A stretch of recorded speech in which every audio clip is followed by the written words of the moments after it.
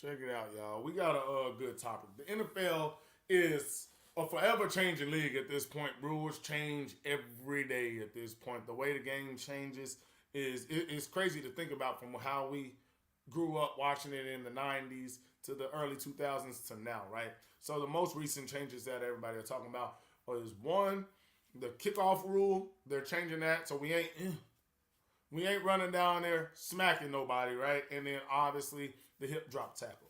So let's talk about the kickoff rule first. Well, I was a return man, so I was lucky. I ain't have to do all that blocking. When you on that front line and that second line, and them boys is 240, 250, running 4 5s, 4 4s from 45 yards away, smacking you, you ain't even mad about this rule change. The people that are more mad about most of the rule changes are usually the fans more than the players because they like chaos and they want to see guys get smacked, right? They want their entertainment. That's why, man, you got to realize that's why they had to outlaw doing the wedge on kickoffs. Bro, boys was getting broke shoulders, concussions every kickoff. So they had to change that because it was just such a dangerous play and just a play that caused so many injuries. So that changed it, right? Now they're doing the kickoffs where it's like the XFL slash UFL now because the UFL and USFL merge. So the ball moves back, so the ball doesn't go in the end zone. There aren't any fair catches. You got to return it. The kicking team starts 5 yards away from the return team. When the ball crosses the zone, returner catches it. Boom, everybody goes. So actually, you might not like the look of it, but you got to realize there now will be returns. When they was doing all the other stuff, think about it. Everybody's fair catching, taking the ball out to wherever it was the 30 or 20, 25. Or the ball was going out the end zone. Now there will be returns, right? Also, you got to realize, now that they're going to be returns, it'll actually be more exciting for you. That's one thing, right? Also, now that there will be returns, the offense will also pick up more because they're returning the ball and they're kicking from further. So boys won't really be just taking the ball at the 25. The ball going to be at the 30, 35, and all that. So that's not a bad thing. I think people will kind of get used to it. It'll look funny in the beginning, but there will be more returns. So kickoffs will at least be a little more exciting. The look will be funny, but at least boys will be returning. They're going to invest into good returners again because boys can't just fair catch. You got to return that thing. So that's a good thing. Let me see, matter of fact. I should be able to find it. I believe it was on Apple Schefter's page, just so y'all can see the little makeup and look of it. But yeah, so I'm not too mad about that one. And then we'll get into the hip drop tackle here soon as well. But look, right here. We on Adam Schefter's page. Boom. Make sure y'all can see. Yep. Bet. So we right there. So y'all see that right there. So I'm not going crazy, but you see they're lined up 5 yards away from each other. They've been doing this. So the UFL and XFL, they kind of try out all the rules and changes they want to do. So once again, it's nothing crazy, but now guys are forced to change it. Now it's just breaking down the collisions, right? Because it's not that they don't want to tackle people, but when you're running from 40 yards away and you've been that blocker before, trust me, you're not mad about it. I was always happy I was a return man, and I did not, have to block anybody. Now, let's go to the hip drop tackle. Everybody's mad about it. I understand it's getting harder for the defense to, make plays, and they've made it hard. So what is a tackle? Anything that's a tackle, they try and make it seem like it's a flag. But let's think about it. The hip drop tackle is no different than pretty much what the horse collar was. It's you dropping your body, pulling somebody, so many ankles, ACLs, MCLs, knees, messed up. Like legs, the fibula, tibula, broke. On the hip drop and on the horse collar. So, once again, the people that are mad about it, of course defenders are mad because they're not the ones getting their leg broke or their ankle broke doing it.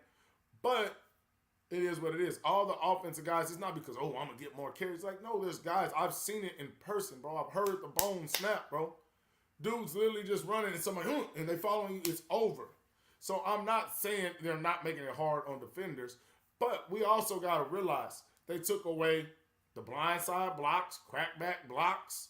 So they're protecting their investments. Think about it, a lot of the players that are getting hurt are stars because first person to get hurt usually is going to be a frontline guy, a starter. So they are an entertainment business, and they want to entertain you with the best players on each team.